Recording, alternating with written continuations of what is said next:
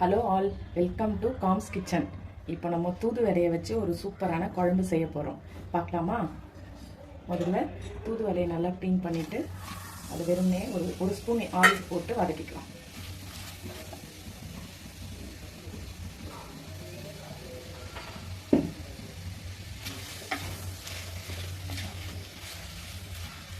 இந்த தூதுவளையில் கொஞ்சம் முள் இருக்கும், அப்படியே முள்ளோடே போட்டு வதக்கலாம். இந்த வதக்கும் போது அதெல்லாம் முள்ளெல்லாம் வதங்கிடும், ஒன்றும் பிரச்சனை இல்லை. இப்போ பாருங்கள், நல்லா வதங்கிடுச்சு. இப்போ இதை ஒரு பிளேட்டில் மாற்றிக்கலாம்.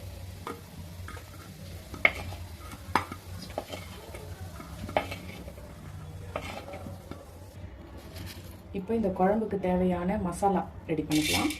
கொஞ்சமாக மிளகு சேர்த்துக்கலாம், ஒரு ஸ்பூன் சீரகம் சேர்த்துக்கலாம், ஒரு ஸ்பூன் வெந்தயம். இது மூணும் போட்டு நல்லா கொஞ்சம் கலர் மாறுற அளவுக்கு வறுத்துட்டு பவுடர் பண்ணி எடுத்து வச்சுக்கலாம். இப்போ இது நல்லா கலர் மாறிடுச்சு. இப்போ இதை எடுத்து பவுடர் பண்ணிக்கலாம். இப்போ நம்ம வதக்கி வச்ச தூதுவளையை நல்லா அரைச்சி எடுத்துக்கலாம். கொஞ்சமாக தண்ணி விட்டு நல்லா விழுதாக அரைச்சி எடுத்துக்கிட்டோம். வறுத்து வச்ச வெந்தயம், சீரகம், மிளகு இது மூணையும் நல்லா பவுடர் பண்ணிக்கலாம். இப்போ நல்லெண்ணெய் ஊற்றிக்கலாம். ஆயில் சூடானதும் கொஞ்சம் கடுகு ஒரு ஸ்பூன் போட்டுக்கலாம்.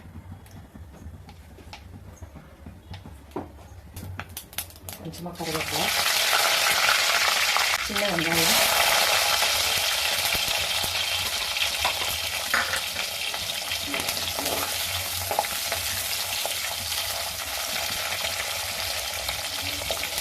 பூண்டு போட்டுக்கலாம். ஒரு 20 பல்லு பூண்டு.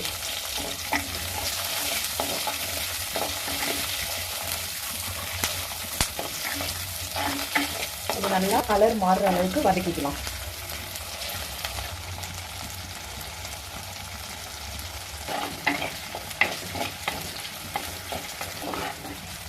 பாருங்க, நல்லா வதங்கிடுச்சு. இப்போ நம்ம தக்காளி ஆட் பண்ணிக்கலாம்.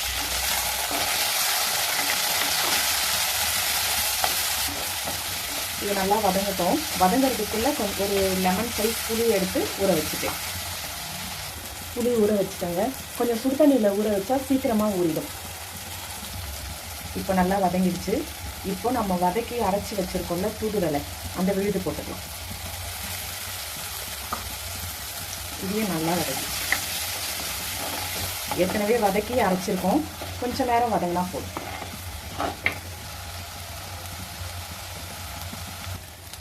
நல்லா வதங்கிடுச்சுங்க. இப்போ 1/2 டீஸ்பூன் மஞ்சள் தூள், 3 டீஸ்பூன் குழம்பு மிளகாய் தூள், தேவையான அளவு உப்பு,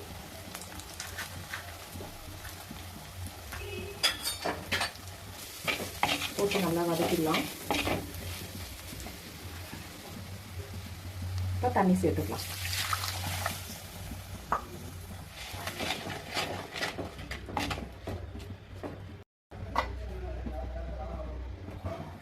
பெருங்காயம் கொஞ்சம் ஆட் பண்ணிக்கலாம்.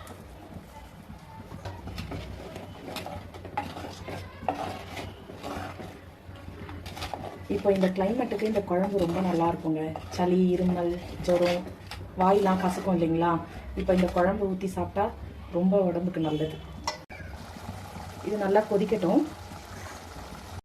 5 நிமிஷம் கொதிச்சதுக்கப்புறம் இந்த புளி கரைச்ச தண்ணியை ஆட் பண்ணிக்கலாம். நல்லா கலக்கி விட்டுக்கலாம். ஒரு 5 நிமிஷம் புளி ஊற்றி கொதி வந்த உடனே நம்ம அரைச்சி வச்சிருக்கோம்ல அந்த மிளகு, சீரகம், வெந்தயம், அந்த பவுடரை ஆட் பண்ணிக்கலாம்.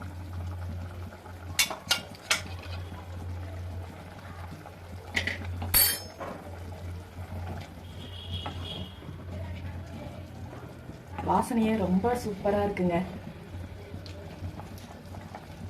பவுடர் போட்டு நல்லா கொதிச்சுக்கிட்டு இருக்கு. இது அப்படியே கொஞ்சம் சுண்டி வர வரைக்கும் வெயிட் பண்ணிட்டு ஆஃப் பண்ணிடலாம்.